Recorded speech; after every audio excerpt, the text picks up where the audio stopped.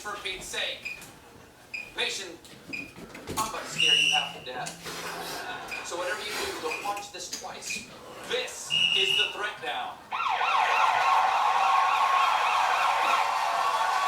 First up, folks. First up, longtime viewers of the Report know that I am a person. That's why my favorite magazine is People. And each year, it shoulders the monumental burden of determining the sexiest man alive.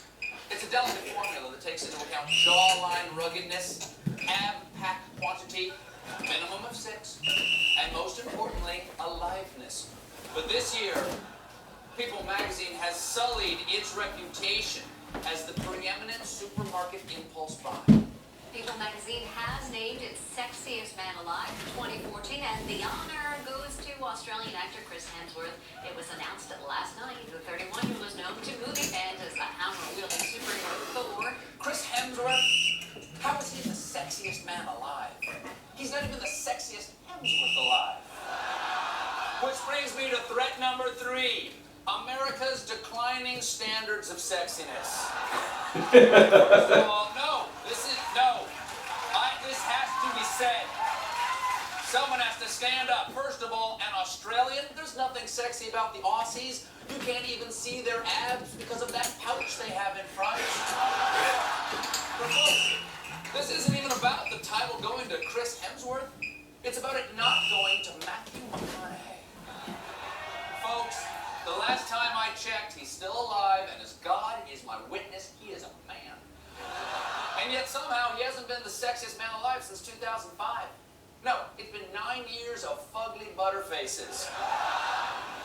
Plus, sexiness historians will someday mark this epoch as the McConaissance.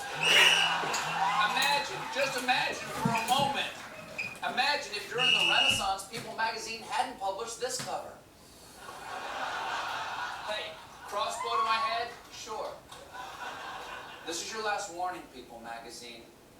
You hang in there, Big Mac. I know things look rough now, but just keep living, and you'll be all right, all right, all right.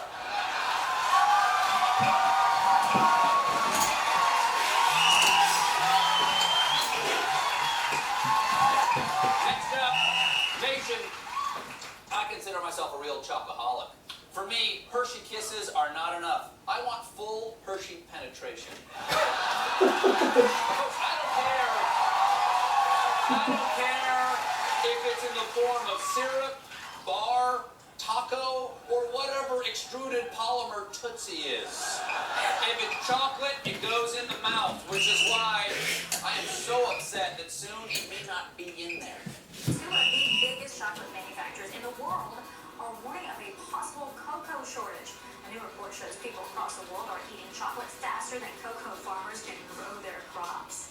We're going to run out of chocolate in about 5 years. There's going to be a chocolate shortage. We're not making enough of it for as much as we're eating. That's right, the world is running out of chocolate, which would explain today's Kathy cartoon. Folks, don't do it, Kathy. Don't do it, sister. This cocoa-tastrophe brings me to threat number 2. People who eat chocolate who aren't me. You see, this shortage is largely due to the rising popularity of dark chocolate, which contains more cocoa than traditional chocolate bars. Oh yes, dark chocolate. It's for people who like milk chocolate but wish it tasted less good. I mean, creamy, sweet, and delicious. I'll pass, thanks. Bring on the bitter.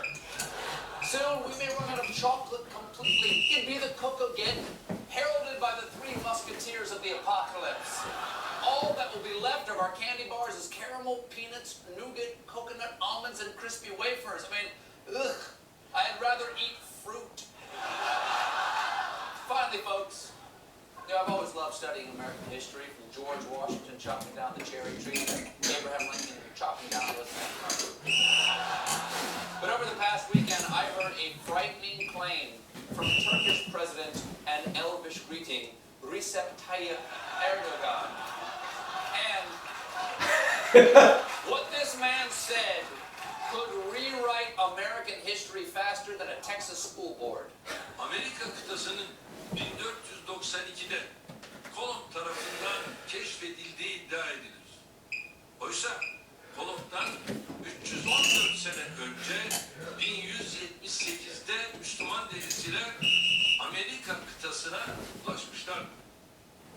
1178. What? Muslims discovered America? That doesn't make any sense. I mean, 1178 doesn't even rhyme with sail the ocean blue. But folks, as disturbing as it is, it may be true because the Turkish president is citing a Chinese document from 1178 claiming Muslim sailors reached California, as well as a passage from Columbus's journal in which he mentions the existence of a mosque on a hill on the Cuban coast, which is all the proof I need, because the man who set out for China only to land in the Bahamas and declare the native people Indians never got anything wrong. And this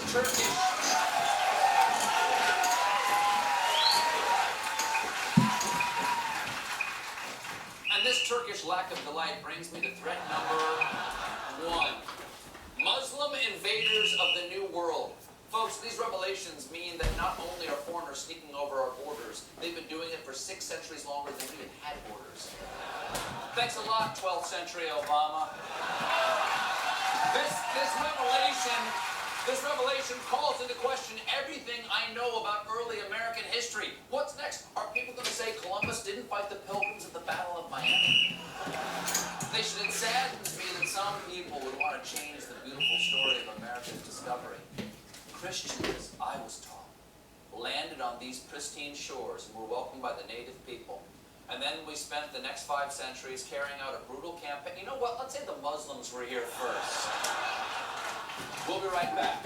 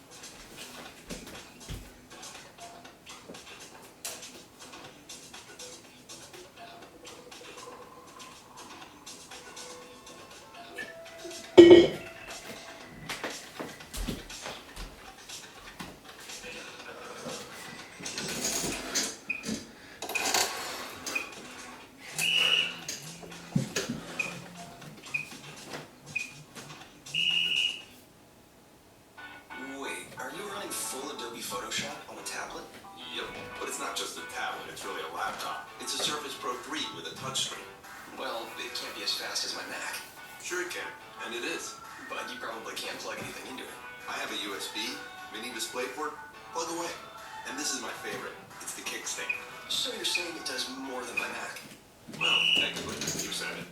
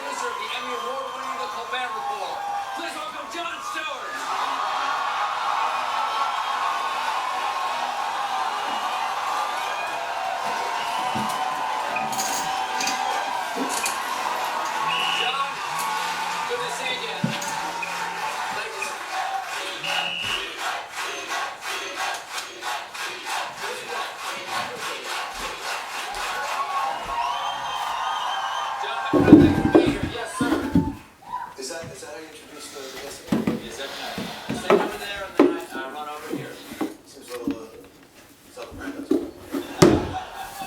Yes. I just don't know how sustainable something like that is. 12 more shows.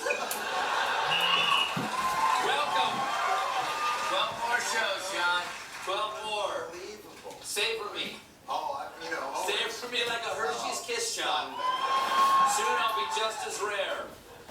Welcome You're like to a my business parlor, man. said the spider to the fly. Oh boy. Are you gonna nail me? I've heard about you. I know you try and Oh, of nail course people. I'm gonna nail You're you. not nailing me, my friend. Of course I'm nailing You're you, not. John. You're not gonna nail me. Because I've been inside the bellies of beasts I used to work for you. You forgot. I remember things you said behind closed doors, and tonight I can reveal that for 15 years, I used to be over there with your riders with their opium bongs. How many riders do you have, John? 50? How many riders? I'm gonna say something to you. Yes. You know this. Yes? Behind closed doors, I only quote rabbinical text. You know that. There is no dark secret. There is no hidden agenda. I am merely an arbiter of biblical law, and you know that. You understand. I understand that. And you've been there. If you want to have a Well, that's why talmudic you have discussion, scribes. There are scribes writing down everything you say That's on right. vellum. That's And then you right. say, let it be written. Thank you. What I open every meeting, and I've done this for 16 years, always on the one hand, but on the other hand, I don't know. That's how I've always operated. Now, as a liberal lion, Joe, as the voice of the left, you know, more young people get their news from you Most than young any, people. all of them. 87% of the Yes. All of us. Millennials. and by the way, Millennials. and this is true. Yes. Those who don't get their news from me from the show, I will go to their dorm rooms. I go into the dorm room and I will give them usually a synopsis. If I am like Santa. I come down the chimney of the liberal A news, just a room. little rundown, break down today's news. Here's your dime bag, and out you go. You have to. Well, you have to suck in on the dime bag because you're on basic cable. You know. But here's the other problem too. Unless they're high, the ideas don't seep in. You see, Because you weaken their minds. when you're out there, when you're trying to, and if I may say it, I mean, Please, no, the when you're floor is yours. trying to change the world, as we do. Well, activate the youth vote, John. I mean, that's the one thing that I can reveal now, that the entire thing, your entire career was to activate the youth vote. We tried desperately to activate the youth vote. But only 21% of the youth Okay, voted I in can- the last election. I can How does it explain that. feel to know that your entire career could No. have just as well been shouted into a sock and thrown off an overpass? That's, You have wasted your life. That's You unfair. have wasted your life. We'll be right back with more of this man.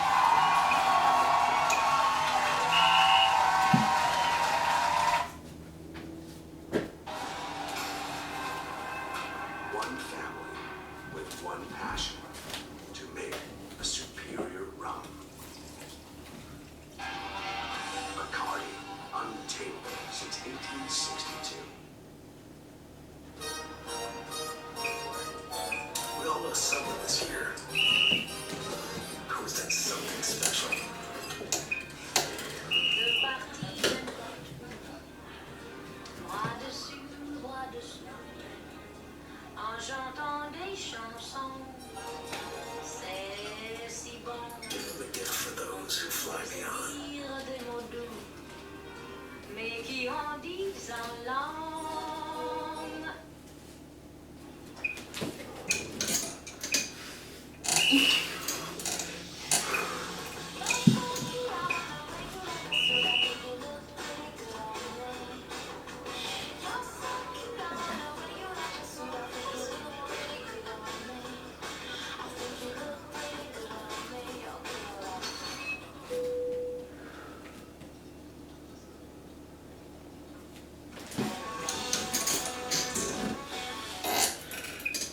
What would you give someone who convinced you to follow your dreams with one cross-country road trip? The greatest gift for someone who gave you these moments is to give those moments back.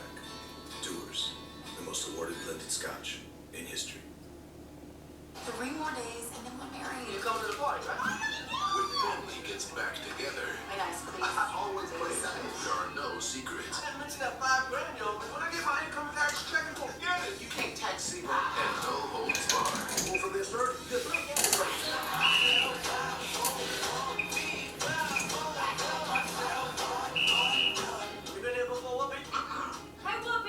funniest. It's not fun. It's gonna be sad. Written and directed by Chris Rock. Rated R. Welcome back, everybody. I'm here with my old friend and nemesis, one bold, fresh piece of humanity, Mr. Jon Stewart. John, now you've shocked a lot of people recently. You've got a new movie. It's called Rosewater. Yes. Okay. Yes. I've seen the film, and it's a beautiful film, and that offends me. Why is it that you can do your show, and I may not agree with your show, but I think you do it well, and yet you also are now doing something else well. You know you have to stay in your lane, right? You have to stay in your gestation crate. All right? You're not allowed to move out of your crate. You understand that, right? You're I not. know that's for my own safety, by the way. Yes. So last summer, Yes. you bug out. I bugged out. You grow a beard and you go to Jordan. I didn't even grow the beard. They gave it to me when I got off the plane. Like a lei. They just give it to you. That's fantastic. A gentleman greeted me. He put this on. He said, "You are free to park whatever waters you want." Now, this is the story of a man named Maziar Bahar. Yes, a journalist, an Iranian journalist, lives in London, went to Iran. They arrested him, Stephen, in 2009. This is a story about freedom of expression and yet also hopeful and optimistic. We have a clip, actually. Let me set the clip up if I can. Sure. All right, here's the clip.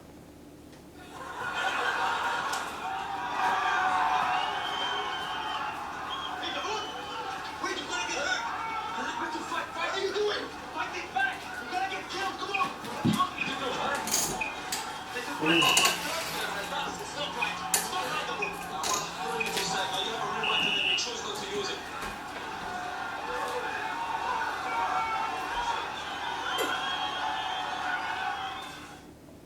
Now let's get out. Garcia. Can I tell you something, Anderson? There you go. So that footage that you saw is actual footage that Maziar shot during the 2009 reboot. That actual, as it rolls, the gentleman gets killed on the rampart. It's real footage, and he was arrested for having that footage uploaded to the BBC and broadcast. So that's That is the reason they arrested him for uploading that footage. That's right. They cited him going on The Daily Show, being interviewed by In his Jason Jones. when he was being interrogated, they played for him a clip. Maziar had done an interview with us with Jason. Jason was wearing keffiyeh. It's something you remember from doing this. He wore keffiyeh and sunglasses. And interviewing Maziar, he said, "I am an American spy. As a spy, I'd like to know, could you tell me why is Iran so terrifying?" And Maziar goes through all the reasons of how America and Iran are not so different. They played that for him in prison and said to him, "Why is an American spy talking to you if you're not a spy?" And Maziar said, "Why does an American spy have a television show?" I believe it went down. Is that not an evil thing for Iran to have done? The evil is relatively rare. Ignorance is epidemic. I would qualify that as ignorant, yet not necessarily evil. And then within the film, we show a broad swath of Iranian society to show how complex and nuanced and textured it actually is. Iran is not. Now I know you've spoken about this before, that you very much want America to be the only country, and I have to tell you, There is America, and then there are countries. I understand that, and it's an admirable plan. But rather than, and again, and we haven't really had a chance to sit down and hash this out. Rather than killing everybody else, Yes. what if we were to coexist with them in some type of fashion? That So is isn't- this like that bumper sticker that people have? No, that's not kumbaya, everybody, oh no. But not in the sense of necessarily bending them to our will. But they will do what we say. Are there better ways of doing things than we do things? Or are you a blame America first? Do you think, let me ask you this, do you think, are people in Iran, yes. Do you think, Is it, Stephen? do you think, how many of these have you done? Am I the last This is one? my 3,000 interview, a long one now. I've done a lot. I'm so glad you're on my show before the show is Rose. This is so lovely.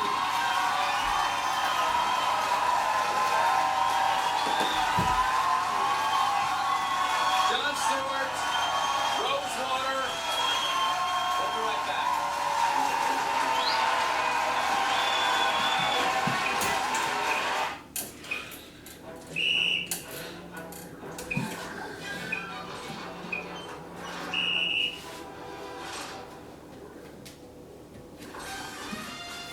Red Bull gives you wings.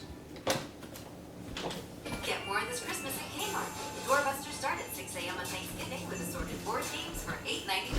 And Samsung Galaxy 7-inch tablets for only $149.99. Plus, members get $20 back for shopping support. Kmart, where members always get more. Look who's smoking. All about the red carpet. When family gets back together, You come to the party, right? What's going on? Zoolander in the conference room. Bill Still is in the company. These white people don't tell me. nothing's off limits, They thank me, Ryan. Sir. Want some of this, sir? No, go. and no one is safe. I didn't get to that $5, yo, man. When I get my income tax check, you gonna get it. You can't tax me, Ryan. Talked by Look at this. Black man. Trying to get his hair back in the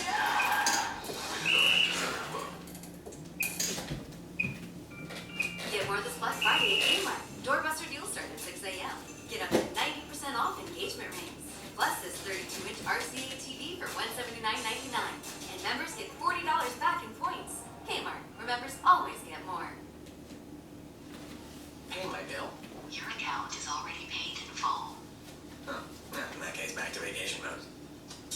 Boots and pants and boots and pants and boots and pants and boots and pants and boots. Voice-enabled bill pay. Just a tap away on the Geico app. That's it for more money tonight.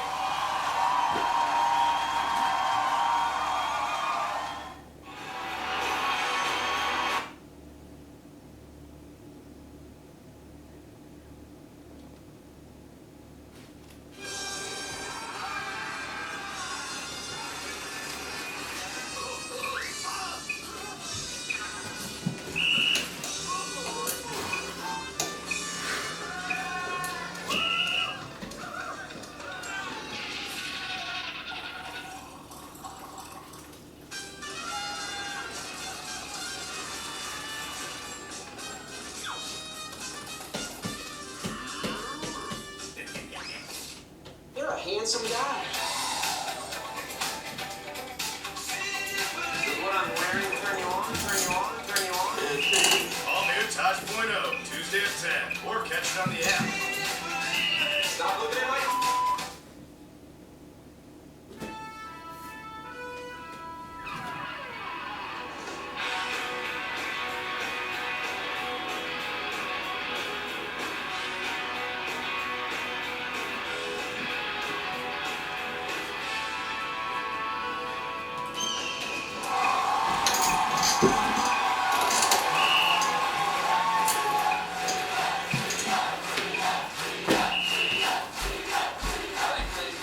Thank you so much. Welcome to the Four Heroes. Thank you so much.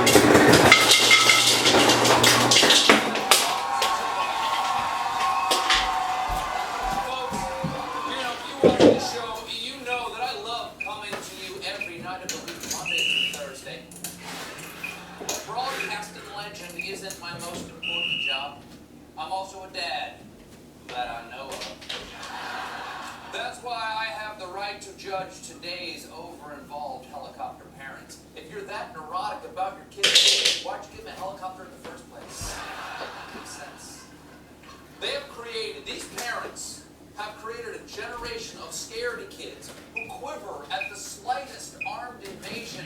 Now reported tonight where parents are outraged after police entered a middle school without warning with what looked like guns drawn. But what they found out next has many angry tonight. It was a drill. Police with AR-15 rifles like this one burst into classrooms. Children and teachers believed they were really under attack. Students, some texting their parents for help. They were terrified. Typical teens can't even stop texting at gunpoint. For Pete's sake, we got visitors. Put the phone down and crap your pants. Manners. Look, I know these these drills can be upsetting, but they serve a vital purpose. Cops get training responding to school emergencies, and in the event of a real tragedy, the kids will be glad they had all those practice nightmares. Besides, school officials had good reason to give these kids PTSD, or post-traumatic stress disorder. Jim? Police say the drills are always held without advance warning because that's the only way that they can evaluate a school's response. School officials insist the element of surprise is important, noting, unfortunately, no one gets an advance notice of real-life emergencies. True, there is no advance notice in a real-life emergency, which is why I never warn my staff about our fire drills. I don't even warn myself. I leave a pile of oily rags next to the furnace, and I wait for the drill to start when it's ready. We're actually on our 5th studio here. That's why the show's ending. I can't get insurance. Anyway, nation, I have long been a proponent of small government. As Thomas Jefferson said, that government is best which governs least, which means our Congress is headed toward perfection. Of course, good job, Congress. We love you, Congress. Of course, America has a proud history of patriots standing up against government overreach. Where would we be if our founding fathers hadn't risen up against the tyranny of King George? Well, technically, we'd still be right here. That's how geography works. But we'd all be wearing absurd wigs instead of just Donald Trump. So tonight, folks, I'm proud to profile the latest group of heroes who are attempting to get big government. Jim? America is under siege. Our government is a tyranny and it's out of control, and it must be stopped. It really is government overreach, government gone amok. This big brother has gotten a lot creepier than George Orwell thought it would ever get. Tyranny is on the rise. But these brave patriots are fighting back. They are difference makers.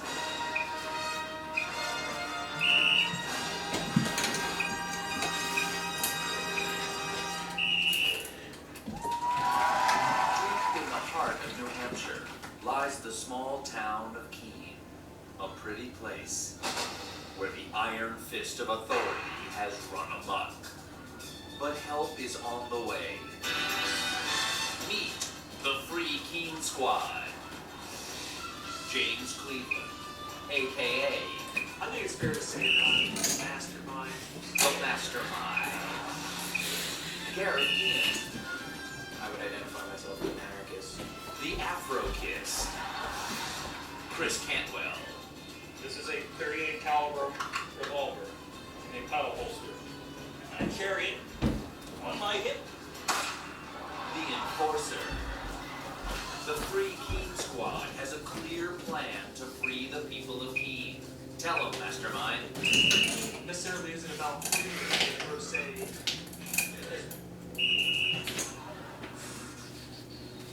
A powerful vision.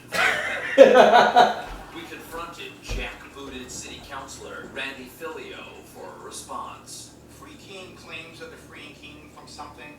Most of us that have lived here all of our lives really haven't figured that part out yet. And quite honestly, I don't think they've really figured it out yet. So if they ever do figure it out, I wish you'd give some of us a call.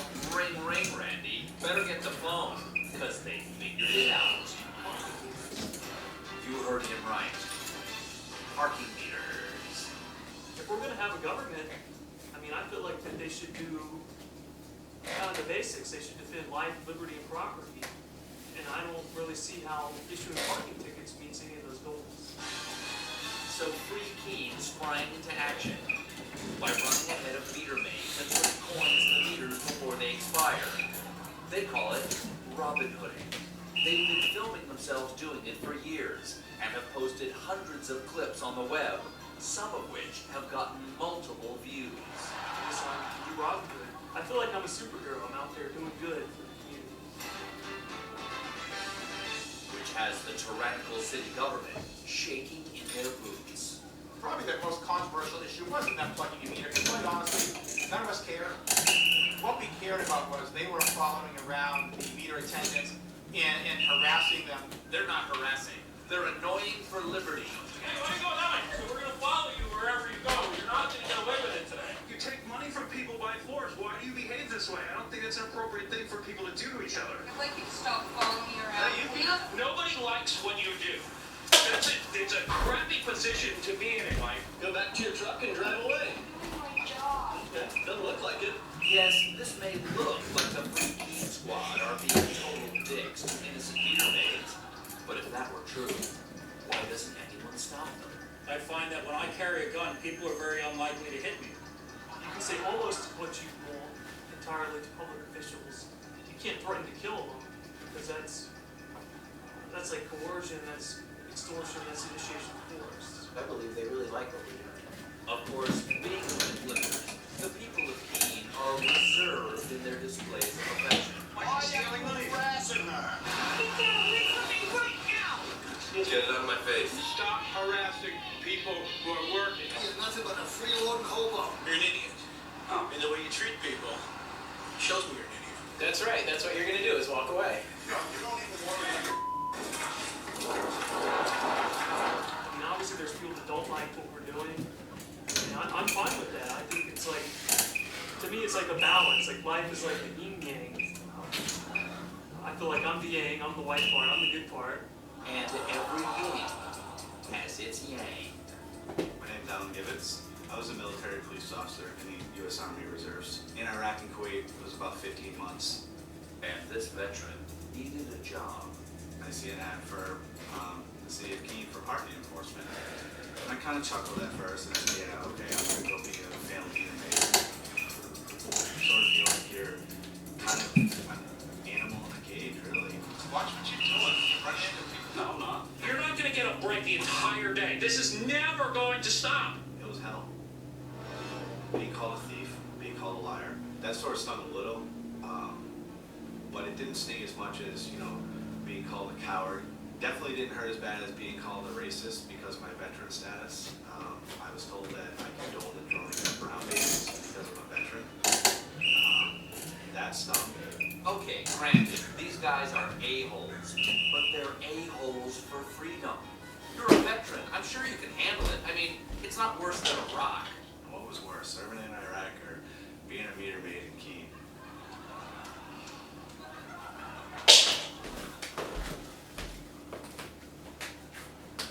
That's really a tough question. Spoiler alert, it's Keene. Because after a year of abuse, and freedom won. Is that a typo? Freedom can be messy. Freedom's not perfect. There are bad things that can happen when you give people freedom. I'm not going to deny that. You cannot be free from an idea. So there can be no freedom from Free Keene for people who just live here. They helped free me from my job, that's for sure. So for fighting for their constitutional right to be total snakes. The entire day. This is never going to stop. Never going to stop. The Free Keene Squad are tonight's difference makers. And just to be clear, are huge douchebags.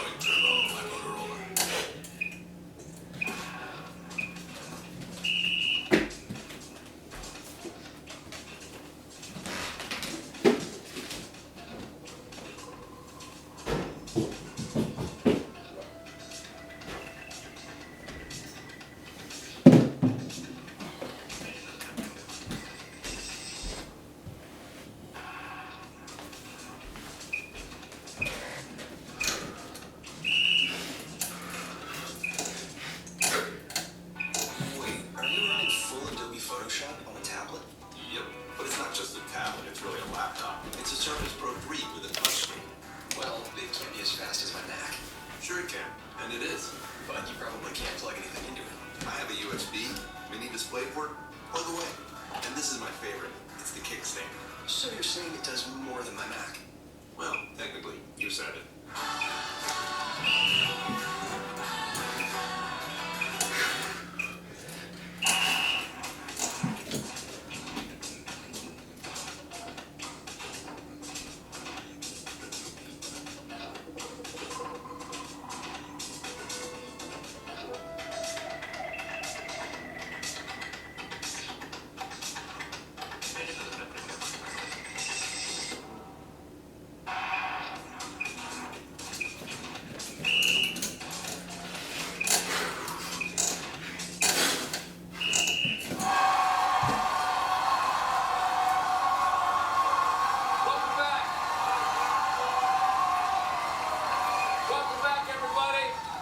It's the holiday season, so whoop-a-doo and a great doc. We've only got 9 more days to shop until Black Friday when we continue to shop. And folks, I'm ready. I don't brag, but I'm a great shopper. That voucher at Walmart already waves me right in, okay? Thank you for your service, Lyle. Of course, Black Friday officially begins with the first trampling at the running of the doorbusters.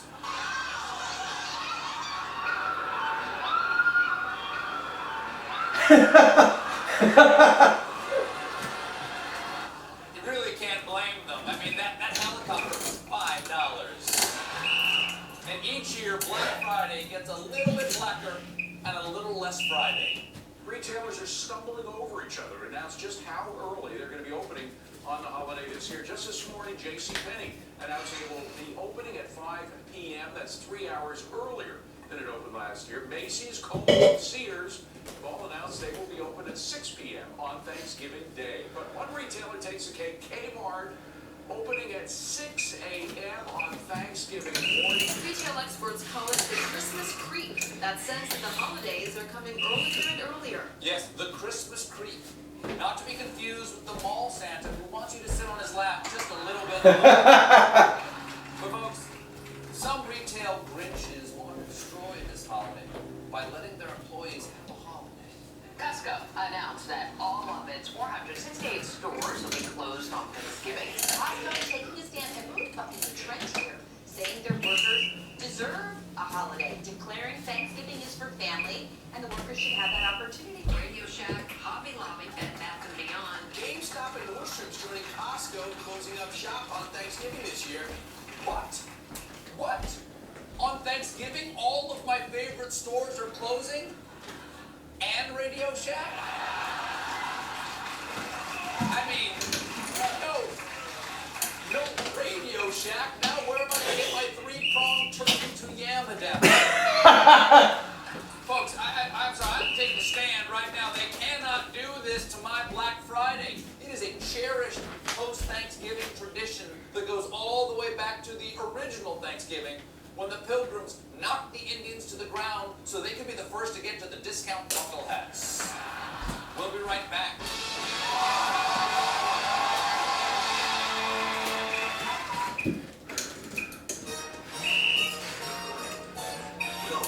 This year.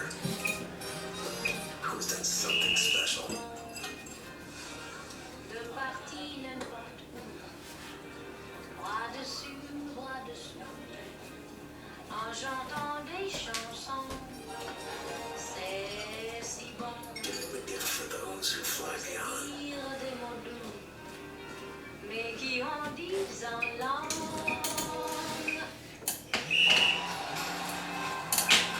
One family with one passion to make a superior rum. Bacardi, untamed since 1862.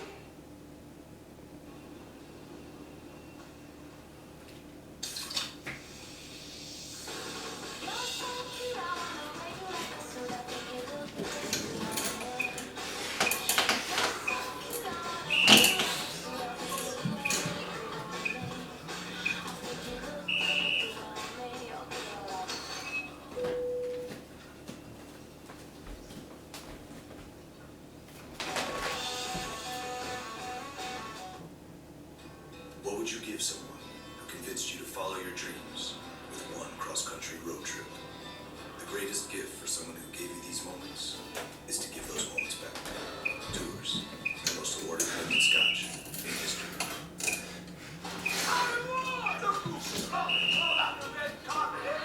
When family gets back together. You coming to the party, right? What's going on? Zoolander's in the conference room. Bill Still is in the car. These white people don't tell me. Nothing's off limits. Anything you need, Ryan, serve. Want some of this, sir? No, I'm good. And no one is safe. I didn't get you that $5 grand, though, man. When I get my income tax check, you won't get it. Hey, taxi. Look at this, black man trying to get a taxi. Yeah! December 12th. Welcome back, everybody. My guest tonight is the Nobel Prize in Presidential Medal of Freedom for the live on the Emmy of Liberty. Please welcome Toni Morrison.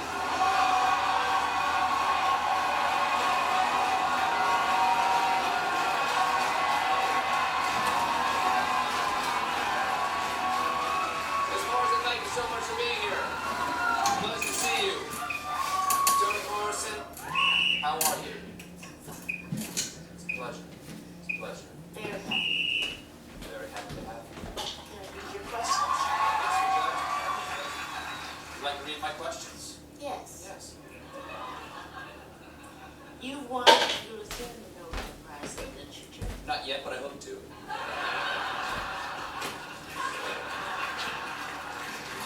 I will not be ambushed.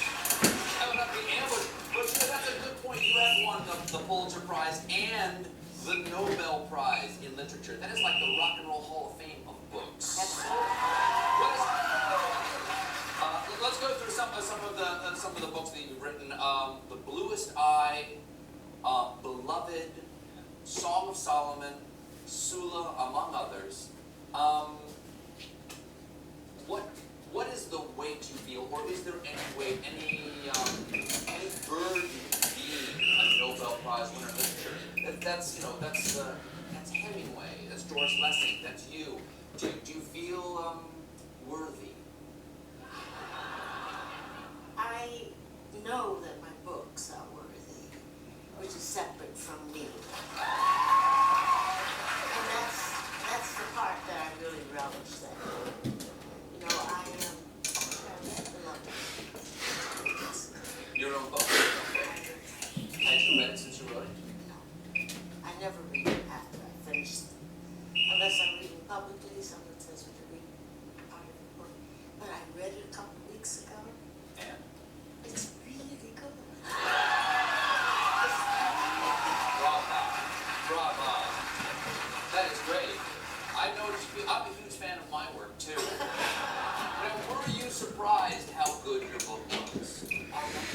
It's been years, what, 80s or something? I don't know. I've never read anything you've written. I think it was in the 80s, but someone sent me a copy and said, would you autograph it? And I was looking for a page and just happened to open it up on the beginning of the book. And I looked down and there were these sentences, these incredible, beautiful, lyric, but straight and powerful sentences. I just, it had been a long time. Was there any point in reading your own book that you thought, I would have done something a little differently? Like, I really shanked that sentence. I should have. Were you tempted to do a rewrite on? There are books that I think I could do a little bit over. The first book I wrote, The Blues Town, was one of the books where I think I made a fairly substantial mistake in not doing justice to one of them. When the character I didn't like. And I never, paid her close attention. You said you don't necessarily like to be pigeonholed as an African American writer. What would you like me to pigeonhole you as? Because I have to categorize everybody. You want to be, pigeonholed as a Korean pop star. How should I just see you as a category? If you don't want to be an African American writer, how should I think of you? American writer. Do you think I don't see race. Okay? I've evolved beyond racism. All right? I don't see race. I don't see my own people come white and I believe them because I haven't read any books. But Can I, as a white man, understand the African American experience?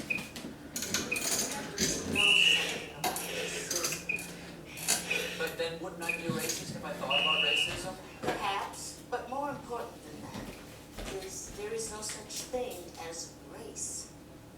None. Really? It's just a human race, scientifically, anthropologically.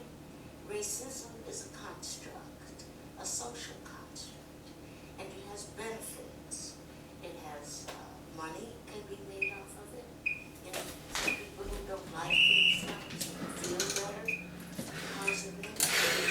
Ascribe themselves to behavior that are wrong or misleading. So it has a social function. Racism. But race can only be defined as a human being. Okay, so Barack Obama has said that reading your book, The Song of Solomon, taught me. Okay, so you taught me how to be, are you partially to blame for Obama? Do you apologize for anything? I take full responsibility for Obama. Right. We could call it Tony We could Care. call it Tony Care. Tony No, Care. Tony Care. That'd be Very very good, nice. very You know, you didn't write your first novel till you were 39, correct? Is your entire literary career a midlife crisis? You know, that's a good name for it, actually. A midlife crisis? Yeah, some kind of crisis where you just up and change. You know, I thought everything in the world that I wanted to read had been written. And then in my 30s, I wanted something else. I wanted to show how painful this constructed, horrible racism was on the most vulnerable people in society. Girls, black girls, poor girls, and that it really and truly could hurt you. So that's what I was looking for, and no one thought of me. So since I really wanted to read it, I thought I should write it. And 25 years later, you got to read it and he said, that's damn good. So Toni Morrison, thank you for joining me. Toni Morrison, a host of books. We'll be right back.